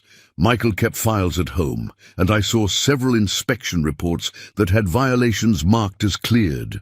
But I'd heard him tell his operations manager that they hadn't actually fixed the issues, just paid the inspector to mark them as resolved. This time, Whitfield didn't object. He knew that objection would only emphasize the testimony. Patricia walked Holly through several more incidents, each one painting a picture of systematic disregard for safety and legal requirements. Holly remained calm and factual, never editorializing, never injecting emotion into her account. Then it was Whitfield's turn for cross-examination. He stood slowly, arranging his papers with deliberate care, trying to throw Holly off balance with the pause. Ms. Montgomery, isn't it true that you and my client had a contentious divorce? We had a divorce, Holly said evenly. I wouldn't characterize it as contentious. He filed, I signed, it was resolved. But you were upset about the divorce, weren't you? You felt rejected, abandoned. I was hurt at the time, yes, Whitfield pounced. Hurt enough to want revenge? Hurt enough to fabricate testimony that would destroy the man who rejected you? Holly met his eyes steadily. I'm not fabricating anything. I'm reporting conversations and events I witnessed. And I'm not testifying because I want revenge. I'm testifying because workers were injured due to negligence, and I have information relevant to understanding how that negligence occurred.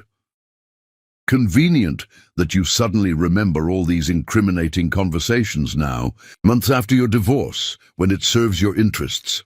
I'm not suddenly remembering them, Holly corrected. I've provided the prosecutor with journals and notes from the time period, documenting things I witnessed. Those contemporaneous records support everything I'm testifying to today. Whitfield looked surprised. He clearly hadn't expected that. You kept journals during your marriage? I did. I was seeing a therapist at the time because I was struggling with feeling inadequate in Michael's world. My therapist suggested I keep a journal. Those journals include entries about things I witnessed that made me uncomfortable, but that I didn't understand fully at the time. Patricia was smiling slightly. They'd prepared this carefully, knowing the defense would attack Holly's credibility. Whitfield tried another angle. Ms. Montgomery, isn't it true that you now stand to benefit professionally from Dealand Industries' downfall? That Montgomery Properties has gained contracts that would have gone to my client's company. Montgomery Properties has gained no contracts that were pending to Dealand Industries, Holly said clearly. We've gained contracts based on our reputation for ethical practices and quality work. And personally, I've gained nothing from your client's legal troubles, except the knowledge that workers are safer now because these practices have been exposed. But you've certainly gained status and media attention from your role in these investigations. You've gone from nobody to somebody by destroying your ex-husband. Holly felt a flash of anger, but kept it out of her voice. I was never nobody, Mr. Whitfield. I was a person with inherent worth who happened to be in a marriage to someone who couldn't see that worth. And I didn't destroy your client. His own choices, his own practices, his own decisions to prioritize profit over people destroyed him. I just made sure the truth came to light. The gallery erupted in applause, and the judge had to gavel for order. Whitfield looked flustered, realizing he'd given Holly the perfect opportunity to make her point. He tried a few more questions, but couldn't shake Holly's testimony. She remained calm, consistent, and focused on facts rather than emotion. When he finally dismissed her, Holly stepped down from the witness stand, feeling drained but satisfied. She'd told the truth. She'd honored the workers who'd been hurt, and she'd done it with dignity and composure. The trial continued for another week. Other witnesses testified about safety violations, unpaid wages, falsified reports. The evidence was overwhelming. Holly didn't attend every day of the trial. She had work to do at Montgomery Properties and with her worker assistance fund. But she was there for closing arguments, sitting in the gallery with Vincent and Lydia. Patricia's closing was powerful, painting a picture of systematic exploitation and deliberate disregard for human safety. She emphasized that this wasn't about mistakes or accidents. This was about choices to value profit over people. Choices that had real consequences for real families. Whitfield's closing tried to paint Michael as a young businessman who'd trusted the wrong advisors, who'd inherited problems rather than created them. It rang hollow against the weight of evidence.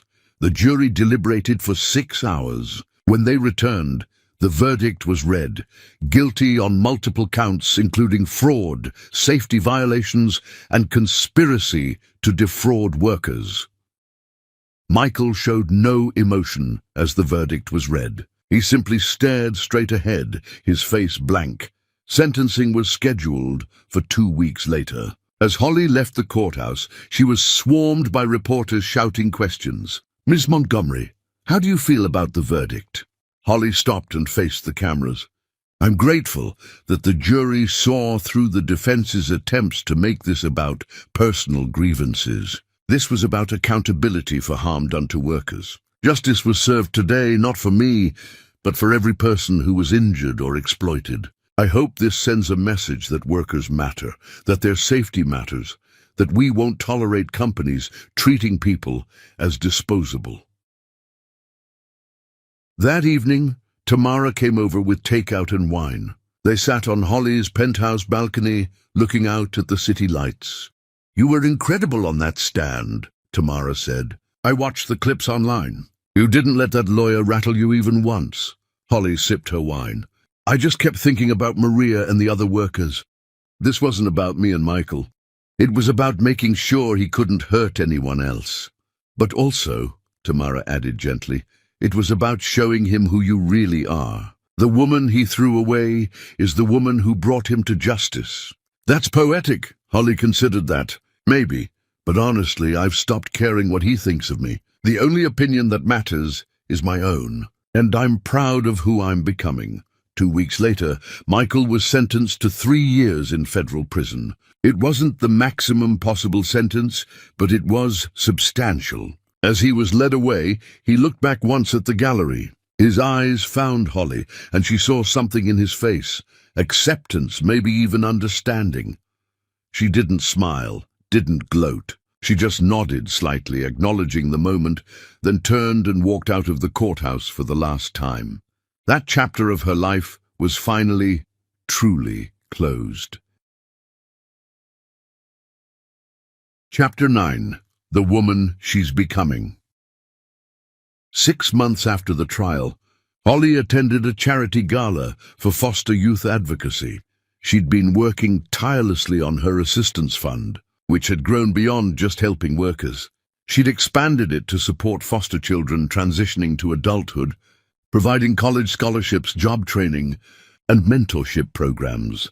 Tonight's gala was a celebration of the program's first year, showcasing success stories of former foster youth who'd gone to college, started careers, built lives for themselves with support they wouldn't have had otherwise. Holly wore a midnight blue gown that Lydia had helped her choose, elegant and understated. She'd learned to move in these spaces with confidence now, no longer the uncertain woman trying to prove she belonged. She simply belonged because she decided she did. "Miss Montgomery." Holly turned to find a young woman approaching, tears already streaming down her face. "My name is Jasmine. I was in foster care until I aged out last year. I had nothing, no family, no money, no plan. I applied to your scholarship program, not really believing I'd get it. But I did, and now I'm in nursing school. I'm going to be a nurse because of you." Holly felt her throat tighten. "Not because of me, because of you. Because you were brave enough to apply, strong enough to survive a difficult childhood, and determined enough to build a future. I just helped remove some obstacles." Jasmine hugged her tightly. "You don't understand. You saved my life. Not dramatically, not obviously, but you saved it. I was about to give up, about to decide that people like me don't get happy endings. And then you showed me that we do, that we can." After Jasmine moved on to talk with other guests, Holly stood alone for a moment, letting the weight of that encounter settle in her chest. This was why she did the work, not for recognition or praise, but for these moments when she could see the direct impact of choosing to help rather than just protect her own comfort. The reaction you inspired there. Holly turned, to find a tall man standing nearby, watching her with interest. He was around her age, handsome in an understated way, wearing his tuxedo like he was actually comfortable in it. She inspired it herself by having the courage to ask for help, Holly said. The man smiled. "Cameron Winters. I'm a trauma surgeon at Mount Sinai, and I volunteer with your medical support program for foster youth." Holly recognized the name. "You're the doctor who's been providing free health screenings. I've wanted to thank you for that. I've wanted to meet you too. What you're building with this program is remarkable. I see kids all the time in the ER who age out of foster care and have no idea how to navigate healthcare, how to advocate for themselves. Your program is changing that." They talked for over an hour, and Holly was surprised by how easy the conversation felt. Cameron was intelligent and passionate about his work, but also funny and self-deprecating. He treated her like a person, not like a famous heiress or a cautionary tale about bad marriages. "Would you like to have coffee sometime?" Cameron asked as the gala was winding down. "To discuss potentially expanding the medical program. And maybe also just because I'd like to get to know you better." Holly hesitated.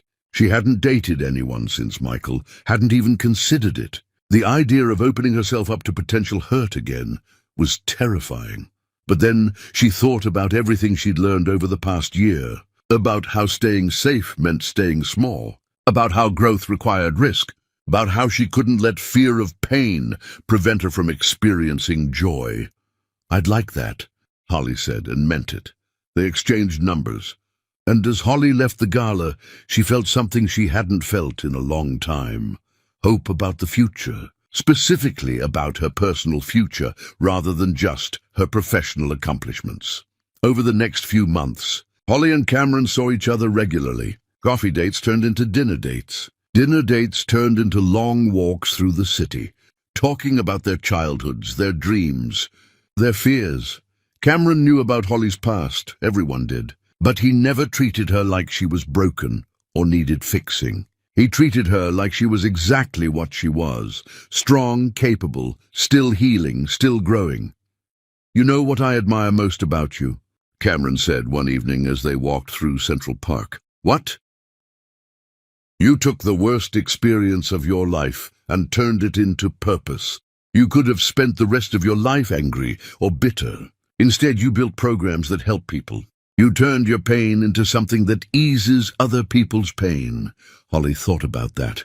"I don't know if I'd say I turned it into purpose. I think the purpose was always there. I just needed the resources and confidence to act on it. Michael and Constance taking me down to nothing helped me understand what it feels like to be powerless. And now that I have power, I won't waste it." 6 months into their relationship, Cameron met Holly's parents officially. Vincent and Lydia had been cautiously supportive of Holly dating again, protective of their daughter, who'd been hurt so badly. But dinner at the Montgomery estate went beautifully. Cameron was genuine and respectful, clearly in awe of the family's accomplishments, but not intimidated by their wealth. He talked about his work with the same passion Holly had when discussing her programs, and Vincent and Lydia recognized a kindred spirit. "He's good for you," Lydia told Holly later that night. "He sees you for exactly who you are and loves that person." Holly realized her mother was right. Cameron didn't love her despite her past or because of her present success. He loved her because of who she fundamentally was as a person, her values, her compassion, her strength, her vulnerability. One evening, nearly a year after they'd met, Cameron took Holly to the rooftop of his apartment building. The city sprawled below them, millions of lights representing millions of lives, millions of stories. "I need to tell you something," Cameron said, taking her hands. Holly's heart raced, hoping and fearing in equal measure. "I'm in love with you," Cameron said simply. "Not with Holly the heiress or Hannah the lost daughter who came home. Not with the woman who brought down a corrupt company or the philanthropist changing lives. I'm in love with you, the person who still gets nervous before public speaking but does it anyway. The person who cries during commercials with dogs. The person who's building something beautiful out of something broken." Holly felt tears on her cheeks. "I'm in love with you too, and I'm terrified of that because the last time I loved someone, he destroyed me." "I know," Cameron said gently, "and I can't promise I'll never hurt you. Humans hurt each other sometimes even when they're trying not to, but I can promise I'll never make you feel less than you are. I'll never ask you to be smaller so I can feel bigger. I'll never treat your love like it's something I'm settling for." "That's all I need," Holly whispered. "That's everything." They stood on that rooftop as the sun set over the city, and Holly felt something settle inside her. She'd spent so long looking for validation from others, trying to prove she was worthy of love. Now she knew she'd always been worthy. The question was never whether she deserved love. The question was whether the person offering it deserved her, and Cameron did. He saw her clearly and loved what he saw. He challenged her to grow and supported her when she struggled. He made her laugh and held her when she cried. He was everything Michael had never been: genuine, kind, secure enough in himself that he didn't need to diminish her to feel important. That night, Holly called Tamara to share the news. "He told me he loves me," Holly said, unable to keep the joy out of her voice. "And you said it back?" Tamara asked. "I did. And Tamara, it feels completely different than it did with Michael. It feels stable and real and safe. That's because it is real, girl. You found someone who actually deserves you, finally." As Holly ended the call and got ready for bed, she thought about the journey she'd taken. From the devastated woman in that hospital room to the confident CEO and philanthropist she'd become. From someone who believed her worth depended on other people's approval, to someone who knew her value was inherent and unshakable. She'd lost everything once, and it had freed her to discover who she really was beneath all the expectations and assumptions, and who she really was turned out to be pretty extraordinary. Chapter 10. The Woman Who Chose Herself. 2 years after signing divorce papers in a hospital room, Holly stood in a completely different hospital, this time holding her newborn daughter.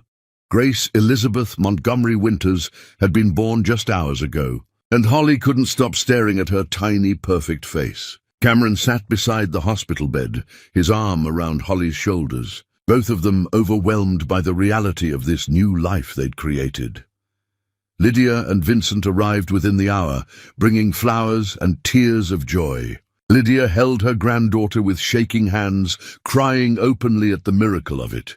"I never thought I'd get to do this," Lydia whispered. "I thought that chance was stolen from me forever." Holly watched her mother with Grace and felt the circle of her story completing. She'd been the lost daughter who came home, and now she'd given her parents the joy of being grandparents, something they'd been denied for 3 decades. Over the next months, Holly learned to balance being a mother with being a CEO and philanthropist. It wasn't easy. The sleepless nights and constant demands stretched her in ways she hadn't anticipated. But Cameron was an equal partner, taking paternity leave and splitting responsibilities without having to be asked. On Grace's first birthday, Holly organized a small party at the Montgomery estate. Just family and close friends, nothing extravagant. As she watched her daughter take tentative steps across the lawn, Holly felt profound gratitude for the journey that had brought her here. Her phone buzzed with a message from Jennifer Deland. "Thinking about you today. Wanted you to know that Michael was released early for good behavior. He's working construction now, actually doing the physical labor instead of managing from a distance. He's different, quieter. I think prison changed him. Anyway, I thought you should know." Holly read the message and felt nothing except mild curiosity. Michael was part of her past, a chapter that had closed completely. She hoped he was becoming a better person, but it was no longer her concern. She texted back, "Thank you for letting me know. I genuinely hope he's finding peace." Later that evening, after Grace was asleep and the guests had left, Holly stood on the terrace with Cameron, watching the sunset paint the sky in shades of gold and pink. "What are you thinking about?" Cameron asked, pulling her close. "About how the worst day of my life led to the best life I could imagine," Holly said. "About how being rejected freed me to discover who I really was. About how losing everything helped me understand what actually matters." She thought about the woman she'd been, desperate for Michael's approval, believing she was nothing without his validation. That woman seemed like a stranger now, someone Holly barely recognized. "You know what I finally understand," Holly continued. "My worth was never the question. I was always valuable, always worthy, always enough. The only thing that changed was my understanding of myself. Michael didn't give me worth by marrying me, and he didn't take it away by divorcing me. It was always mine." Cameron kissed the top of her head. "That's the most important thing anyone can learn, that they don't need permission to be valuable." Holly looked out at the city, thinking about all the people out there searching for their own worth, believing they needed someone else to validate their existence. She thought about the foster youth in her programs, learning that they mattered regardless of where they came from. She thought about the workers who'd found courage to speak up after seeing her do the same. She thought about the ripple effects of choosing to stand up for yourself and others. "I want to write a book," Holly said suddenly, "about this journey, not as a memoir exactly, but as a guide for people who think they're not enough. I want to tell them what I wish someone had told me. You don't need anyone's permission to know your worth." Cameron smiled. "I think that's a perfect next project." Over the next year, Holly worked on her book while continuing her work with Montgomery Properties and her foundation. She wrote about foster care, about her marriage, about discovery, and revenge, and ultimately about choosing healing over bitterness. The book was published to significant acclaim, becoming a bestseller and launching Holly into even greater prominence as an advocate for self-worth and worker rights. She did speaking tours, appeared on podcasts and television shows, always emphasizing the same message: your value is inherent, not earned or granted by others. One day, a package arrived at her office. Inside was a letter from Michael, the first direct communication she'd had from him since the trial. "Holly," it began, and she noted he hadn't called her Hannah or Ms. Montgomery. "I won't pretend I have any right to write to you. I don't, but I read your book, and I need you to know that it changed something in me. You wrote about how I made you feel worthless, and seeing that in print, understanding the full impact of what I did, broke something open. I've been in therapy for 2 years, working on understanding why I treated people the way I did. I'm learning that I was never confident the way I appeared. I was terrified of not measuring up to my family's expectations, so I made myself feel bigger by making others feel smaller. That's no excuse, just an explanation. You deserved so much better than how I treated you. You always did. I'm genuinely happy that you've built such an extraordinary life. You're making the world better, and I'm trying to do the same in my small way. I don't expect forgiveness or a response. I just needed you to know that you succeeded in what you set out to do. You held me accountable, and it saved me from becoming irredeemable. Thank you for that. Michael." Holly read the letter twice, then filed it away. She wouldn't respond. There was nothing left to say between them. But she felt something like peace, knowing that accountability had led to genuine change rather than just punishment. On Grace's 3rd birthday, Holly stood in the same park where she'd been kidnapped 30 years earlier. Vincent and Lydia had brought her here, wanting to reclaim this space with happy memories instead of leaving it as a site of trauma. Grace ran through the grass with other children, laughing and carefree, supervised by Cameron. Holly watched her daughter and felt the weight of generations lifting. "I used to be terrified of this place," Lydia said quietly, standing beside Holly. "I couldn't come here for 28 years. But watching Grace play here, seeing her happy and safe and loved, it changes things. It heals something." "You never gave up," Holly said, taking her mother's hand. "You could have stopped searching, accepted that I was gone, but you never did." "Of course we didn't," Vincent said from her other side. "You were ours. You always were. We just needed to find you." Holly thought about belonging, about how she'd spent so many years feeling lost and alone. She'd been searching for home in all the wrong places, trying to find it in Michael's approval, in social acceptance, in external validation. But home had been waiting for her all along. Home was here, with parents who never stopped loving her. Home was with Cameron, who saw and valued every part of her. Home was with Tamara, who'd been her friend when she had nothing to offer in return. Most importantly, home was within herself. It was knowing that she belonged to herself first, that her worth wasn't dependent on anyone else's recognition of it. That evening, as Holly tucked Grace into bed, her daughter asked a question. "Mama, why do you help so many people?" Holly thought about how to explain it in terms a 3-year-old could understand. "Because I know what it feels like to think you don't matter, and I want to make sure everyone knows they do matter, that they're important just because they exist." "Do I matter?" Grace asked. "You matter more than anything in the world," Holly said, hugging her daughter close. "And you'll always matter, no matter what happens, no matter what anyone says. Your worth is yours, and nobody can ever take it away." Grace smiled and snuggled closer. "I love you, Mama."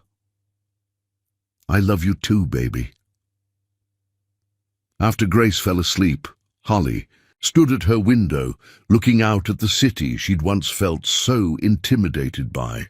She thought about the journey that had brought her here, about all the pain and growth and transformation. She thought about the blood she'd donated that terrible day, about how that simple act of compassion had changed everything. It had saved. Lydia's life revealed Holly's identity and set in motion a chain of events that had transformed her from someone powerless into someone powerful. But the real transformation had been internal.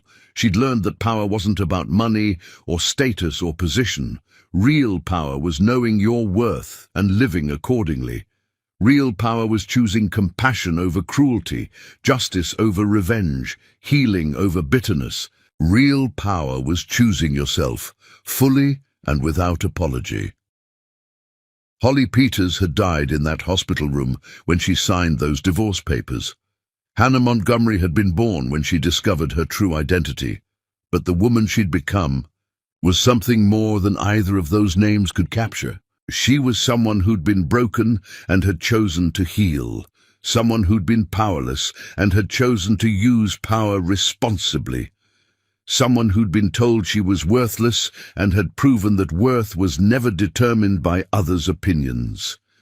She was someone who'd chosen herself, completely and absolutely, and in doing so, she'd discovered that the greatest revenge wasn't destroying those who hurt you. It was becoming so completely yourself, so genuinely happy, so purposefully engaged in meaningful work that their opinions became irrelevant background noise.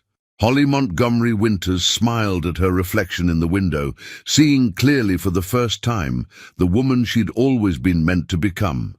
Strong, compassionate, powerful, free. Enough. Always enough. The end.